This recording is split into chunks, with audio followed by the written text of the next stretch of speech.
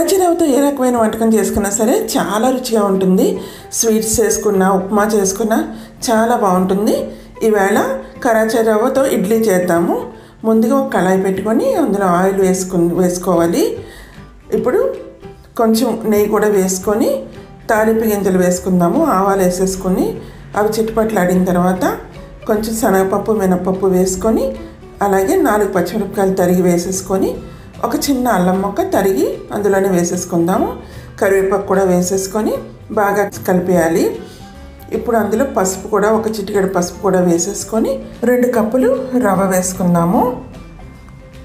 రవ్వ కూడా బాగా కలిసేలాగా కలిపేసుకొని కొంచెం దోరగా వేయించుకోవాలి. రవ్వ కూడా మంచి వాసన వచ్చే వరకు వేయించుకుంటే సరిపోతుంది. బౌల్లోకి ట్రాన్స్ఫర్ చేసేయాలి.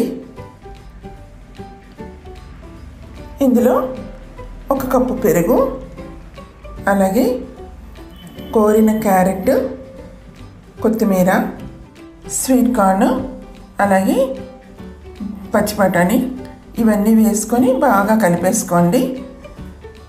మనకి ఇడ్లీ పిండి బ్యాటర్ లాగా వచ్చేలా కలుపుకోవాలి.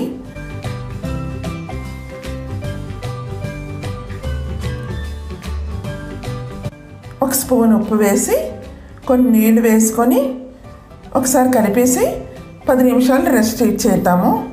తర్వాత ఇందులో ఒక చిన్న స్పూన్ బేకింగ్ సోడా వేసుకొని పైనుంచి కొంచెం నీళ్ళు వేసి బేకింగ్ సోడా కొంచెం ఉబ్బుతుంది.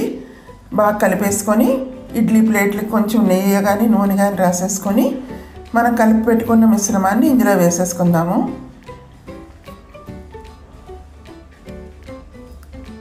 స్టవ్ మీద ఇడ్లీ పాత్ర పెట్టుకొని నీళ్లు మరిగించేసుకొని అందులో తర్వాత రెడీగా పెట్టుకున్న ఇడ్లీ ప్లేట్స్ ఇందులో పెట్టేసి ఒక 10 నిమిషాలు ఉడకనిద్దాము. అంతేనండి, కమ్మని రుచికరమైన రవ్వ ఇడ్లీ రెడీ అయిపోయింది. కొబ్బరి చట్నీతోటి సర్వ్ చేసేయండి. చాలా బాగుంటుంది ఇడ్లీ. ఒకసారి ట్రై చేయండి. ఎలా వచ్చిందో కామెంట్స్లో చెప్పండి. వీడియో నచ్చితే లైక్ చేయడం మాత్రం మర్చిపోకండి. ఉంటానండి.